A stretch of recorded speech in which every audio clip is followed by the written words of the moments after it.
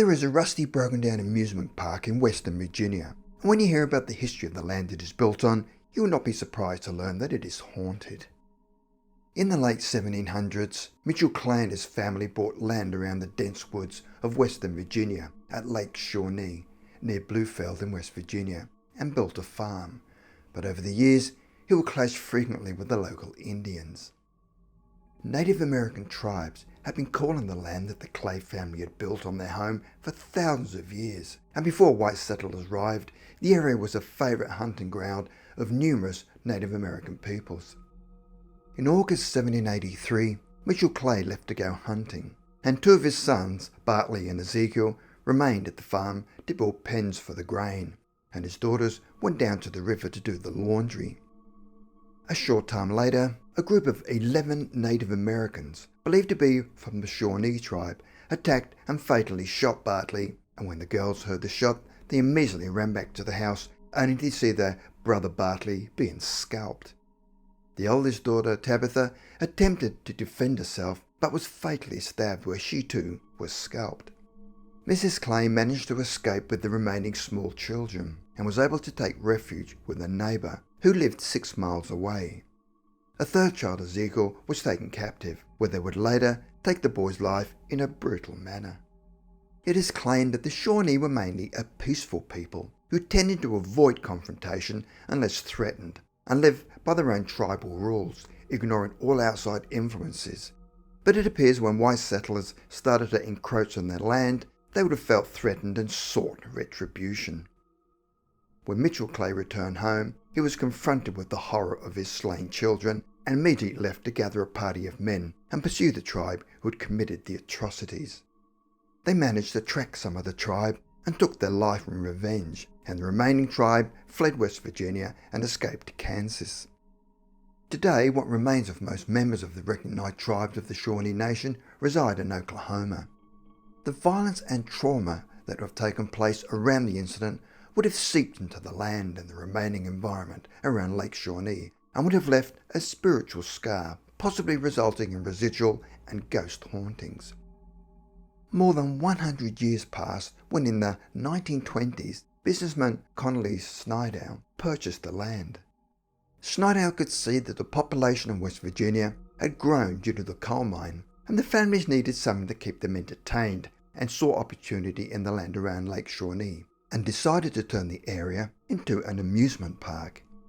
He built a small amusement park with circular swings, water slide, dance hall, Ferris wheel, and transformed a local pond into an open-air swimming pool with canoes. It was successful for many years until a series of unfortunate incidences would change the joyous atmosphere of the amusement park.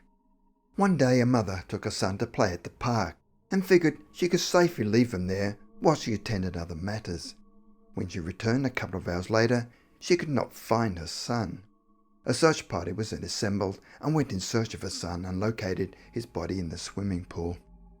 In another grisly incident, a young girl wearing a pink dress was playing on a swing when a delivery truck suddenly lost control, crushing the poor child.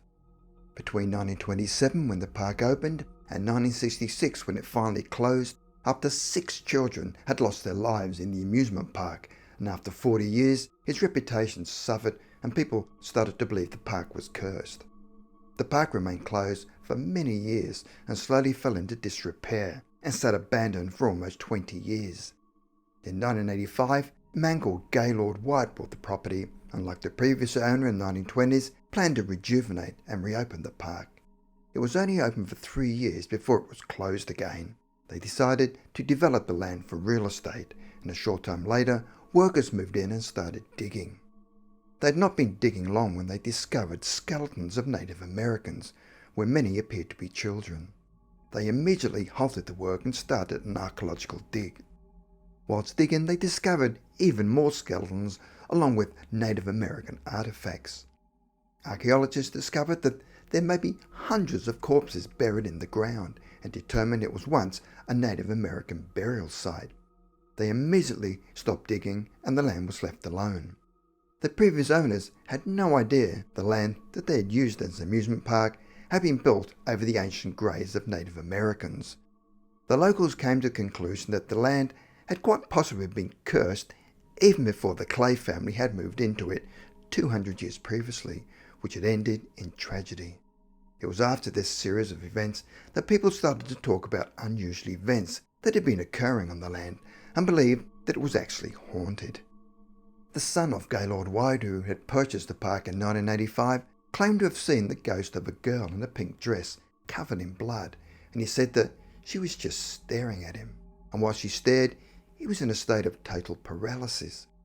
White himself said that sometimes the swing would start to move by itself, and when he placed his hand over it, he could feel icy cold air blowing through the seat.